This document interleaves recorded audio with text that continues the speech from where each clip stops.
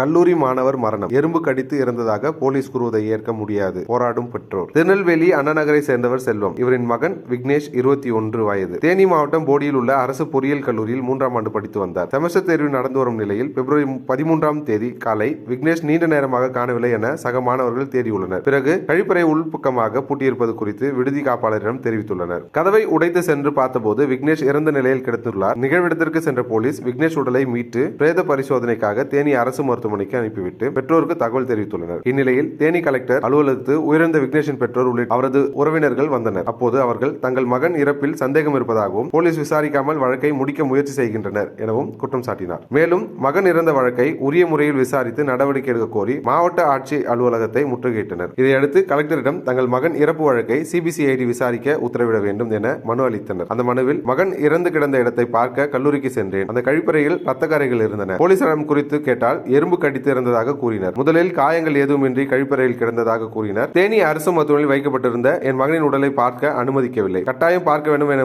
வலியுறுத்ததை தொடர்ந்து அனுமதித்தனர். என் மகனின் உடலில் காயங்கள் இருந்தன. காதுக்குள் இருந்து ரத்தம் வடிந்து இருக்கிறது. சக மாணவர்களிடம் விசாரித்த போது கழிப்பறையில் இருந்து மகனின் உடலை எடுத்த போது பின்பகுதியில் ரத்தம் இருந்ததாக கூறினர். ஆனால் போலீசாரோ எறும்பு கடித்து இருந்திருக்கலாம், மாரடைப்பு வந்து இருந்திருக்கலாம், வலிப்பு வந்திருக்கலாம், தற்கொலை செய்து கொண்டிருக்கலாம் என வழக்கை முடிக்க பார்க்கின்றனர். என் மகன் அடித்து துன்புறுத்தப்பட்டு கொலை செய்யப்பட்டிருப்பான் என்ற சந்தேகம் இருக்கிறது. பிரேத பரிசோதனை அறிக்கையை எங்களிடம் காட்ட மறுக்கின்றனர். பிரேத பரிசோதனையை வீடியோ எடுக்க வேண்டும் என்ற கோரிக்கையை நிராகரித்தனர். எனவே இந்த வழக்கை சிபிசிஐடிக்கு மாற்ற வேண்டும் என கோரியிருந்தனர்.